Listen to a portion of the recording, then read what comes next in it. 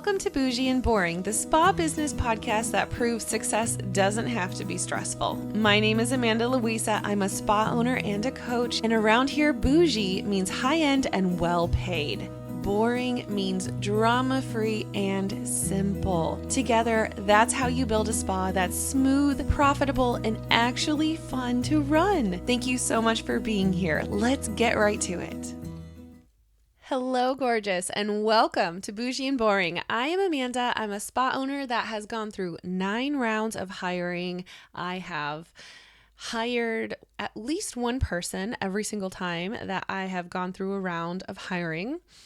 And I currently still have a team of estheticians, support staff, and today I'm going to talk to you about the very first step to hiring your first esthetician. So if you're listening to this episode, this is part 1 of a 5-part series that I'm going to be doing. I am hoping to do this once a year at least and just update it every single year so that it can just be as awesome and robust as possible. So chances are, if you're listening to this, you are most likely a solo esthetician who is really busy, really booked, and really, really tired. And if you're constantly feeling like you're one sick day away from everything falling apart, don't worry, you're not alone. That's a very scary place to be. I totally get it.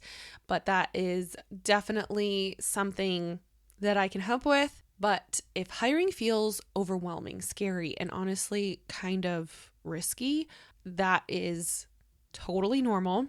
And today I'm going to slow it down with the very first step that you should take, because the biggest mistake a spa owner can make when hiring their first esthetician is starting in the wrong place with the wrong thing.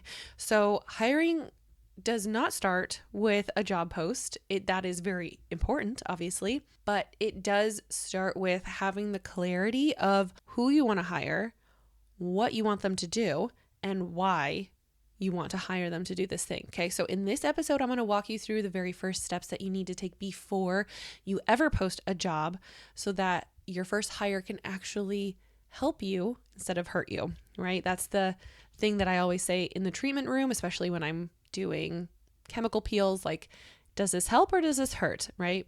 And so the most common mistake I see with someone who is just starting out with hiring, it's a solo esthetician that gets really busy. I'm talking like really busy. And I'm speaking from experience. I was working 60 plus hours a week, hands on, and I was booked weeks in advance, working late, answering messages at like 5 a.m, all the way until like 9:30, 10 p.m. at night. And suddenly, like, I had this panic. I'm thinking, oh my God, I just need help. Like, I need help. And the thing that I see happen, because this is not a common, or this is a very common feeling to have, right? And you're thinking, I just need help. I need another set of hands. I need someone who can take this on for me. And you post a job without knowing what hours you need the help with, what are the best hours that you get the new clients in the door,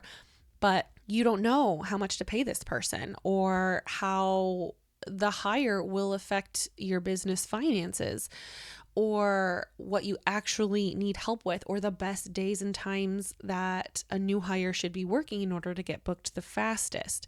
So what ends up happening is you're not just stressed with hiring this new person, getting them trained, hoping for the best, but what actually can end up happening is resentment, and probably even worse, that you feel burned by the person. You either end up letting them go or they leave on not so good terms, and then you're back to being solo 6 months later. Okay.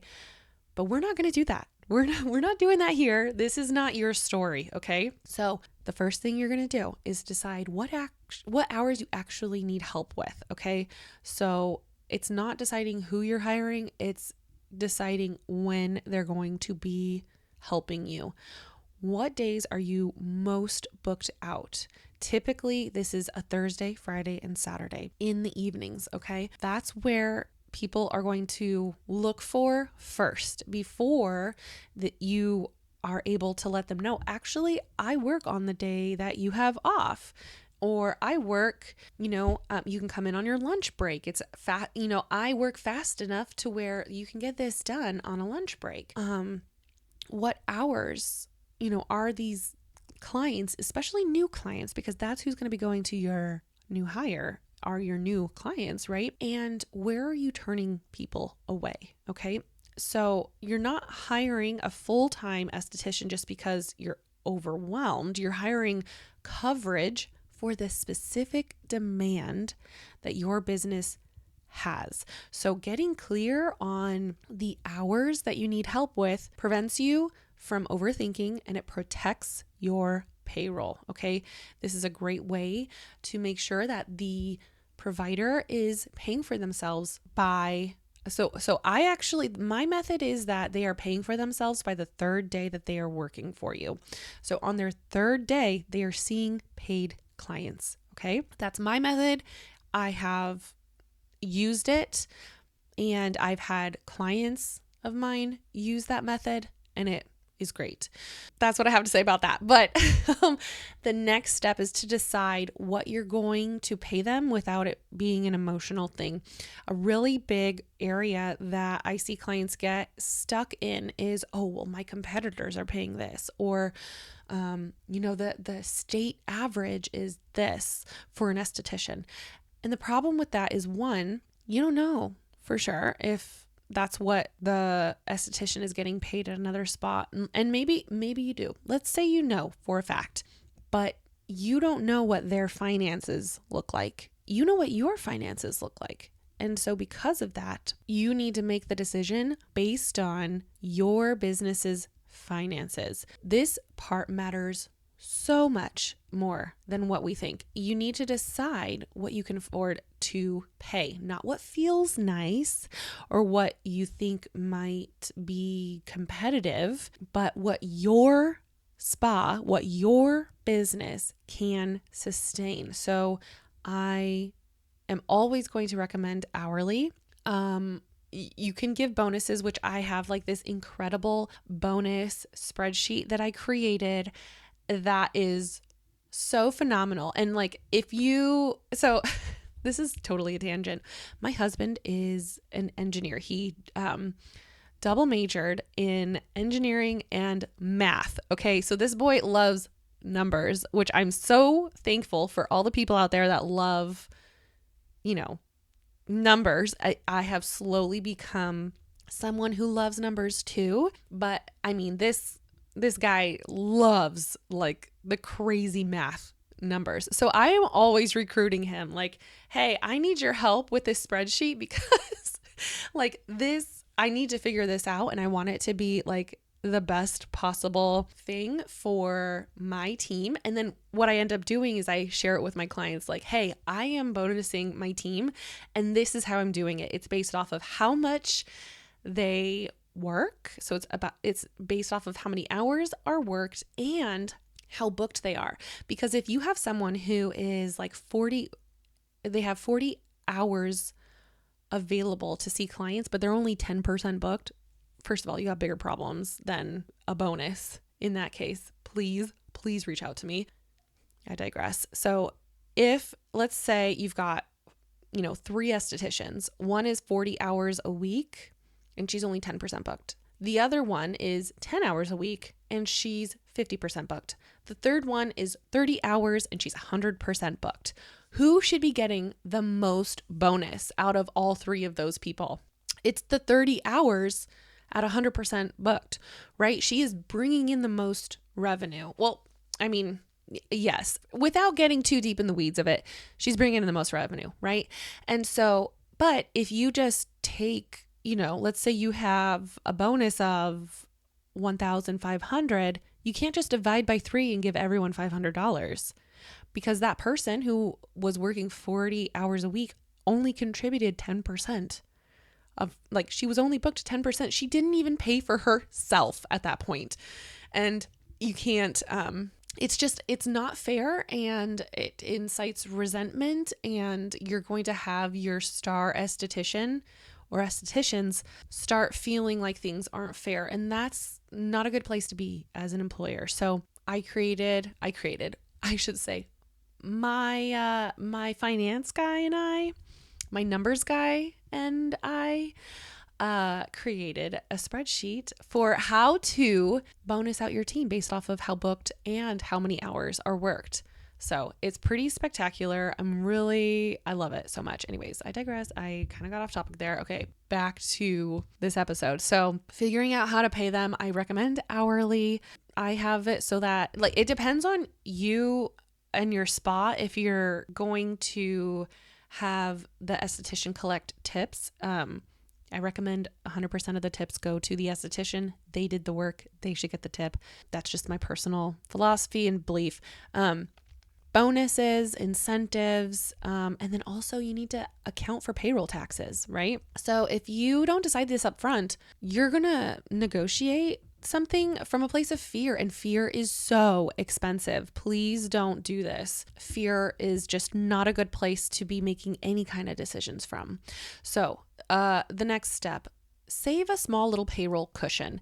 This is something that, over time you might not necessarily need to do this once you have, I would say, at least 2 estheticians that are fully booked.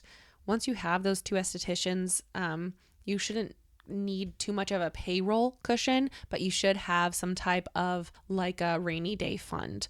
Okay. And this is for the business as a whole. It's not specifically for payroll. Okay.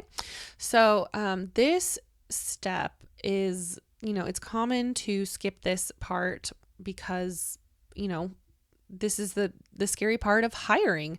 Before you hire, you need to have a small little cushion. So every state in the US, which is, I'm located in the Midwest of the US, and every state's minimum wage is different. So what I have recommended is just kind of like an average. So the average state wage across the US at the time of recording is about $11.50, or let's just say $12 an hour. So in my state, specifically Illinois, it's $15 an hour is minimum wage. And so if I want to have a little cushion, I'm going to calculate, okay, how many hours do I want this person to work each week? And if they don't get a single client, that would just be insane, first of all. And secondly, if they don't get a single client, there's a lot more going on here than just that. So what I do is I save for 3 months of payroll. If they were getting paid $15 an hour, based on the number of hours that I want to hire them at, I typically recommend part-time and with the opportunity to move up to full-time.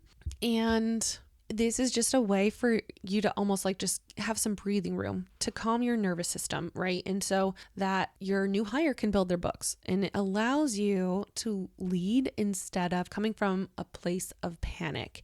And a calm owner makes better decisions, right? We all know that. So the last step, now you figured out how many hours she's going to work each week, what days she's going to work, and now you can write the job description. So the job description is not just a list of duties and responsibilities, it's a filter. You want to describe what the role entails without being too wordy. This is a really interesting sweet spot that you have to make sure that you're not over-explaining, but it tells the right esthetician you'll be supported here, and it tells the wrong esthetician this probably isn't the right place for you, right? So when it's done correctly, it saves you time and money and energy, and it's going to be working for you. Most job descriptions fail because they're either really vague or they are the complete opposite, where it's just way too much detail that it sounds almost strict, or even just writing from a place of burnout. That's just not a good place to be. Definitely utilize AI. I personally really like to start in ChatGPT, and then I'll go to Claude and copy paste to be make this sound more conversational. You want to attract one really awesome person or 2 really awesome people, not everyone, right? That doesn't help you because not everyone is the right fit for your spa. So a good job description includes what the atmosphere is like, who will thrive in this position, what's expected, how to support your coworkers, how they will be supported. It sets boundaries and it builds excitement for them, right? They're excited to apply and they're not reinventing the wheel.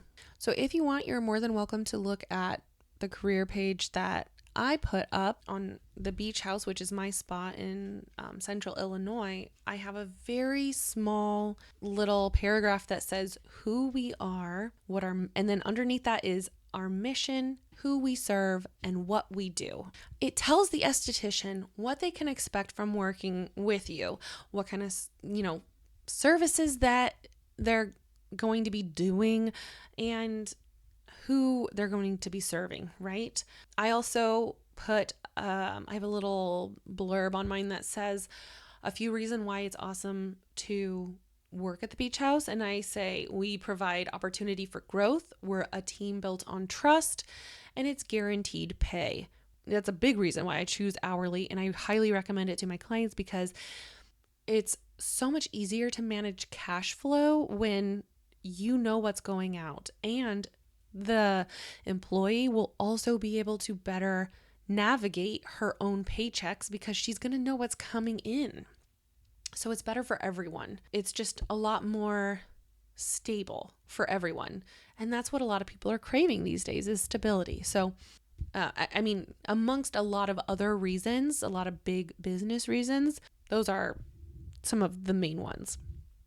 So even though I currently don't have any openings, I still have the positions or the links to apply. They're still on my website, and I still get people that apply. I personally have not actively hired in terms of I haven't posted publicly that I'm hiring. I have hired in the last year 2 estheticians and 1 virtual assistant, but I have not publicly announced any type of hiring. And that's just because I've been having babies in the last 3 years. So even still, I still have had in the last, and I just looked at this recently, in the last 6 months, I had 11 or 12 people who applied. And I have literally not even whispered a word in the last 6 months us hiring, but people will still apply.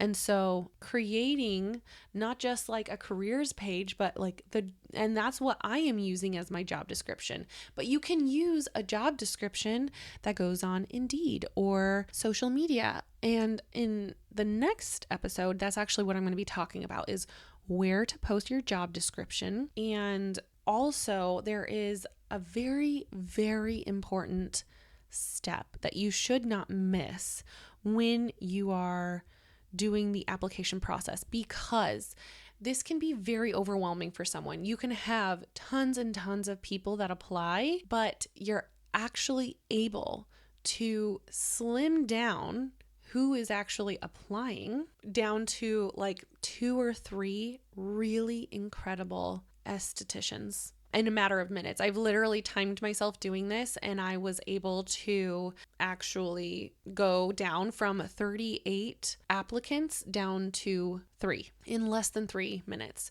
So I have a very awesome method that I use that I share with my coaching clients. So if that sounds like something that you would be interested in, let me know and I'd be happy to talk to you about that. It is part of my hiring materials and my proprietary stuff for coaching clients, but the free stuff will still absolutely get you started in the right direction. So you can grab a job description in the show notes below if you're interested in, speeding up this process of getting your first esthetician hired. So this is something that I actually only offer to my private clients who want everything, streamlined, and I hold their hand through everything. I show them exactly how it goes, and it's so easy and so streamlined. I can literally basically do it in my sleep at this point. So if that's something that you want, you're more than welcome to fill out the intake form below. And people have seen results and hired their first person. I mean, you could do it in as little as 30 days. I don't recommend that. I prefer like a slow and low kind of a method, but it just depends on what your plans are. So I have, however, created a free esthetician job description that walks you through exactly what to include. It's kind of like a fill in the blank type of thing. So you're not guessing or copying something off of ChatGPT. Okay, this is like actually strategized, and you can download it, customize it, and then use it as the foundation for your first hire. Okay, so before the next episode, I want you to implement the things that I talked about today. Information is not transformation. Okay, so you cannot just listen to everything that I've said and then not do anything. You have to actually do the work. And so before the next episode, I want you to write down the exact hours that you need help, decide how you're going to pay this person, which I can help you with that if you're not sure what to do. Start saving for your payroll cushion, and then start the job description or complete the job description. Okay. Don't skip steps. Hiring done slowly is more sustainable. And I have like a whole episode on sustainability and like making sure that whatever you do, it needs to be sustainable.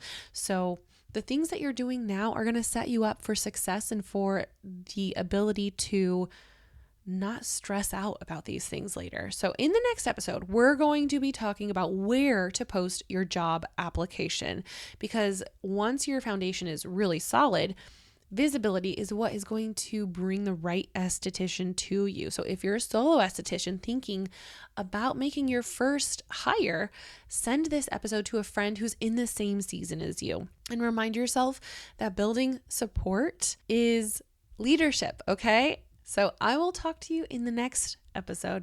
Thank you so much for spending time with me today. If this episode gave you something to think about, please take a minute to leave a review and share with a spa owner friend.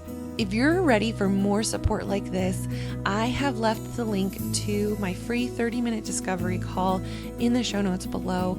I would love to learn more about you and your spa and what it is you are trying to accomplish right now in this season of life. Until next week, peace and love, my friend. I'll talk to you later.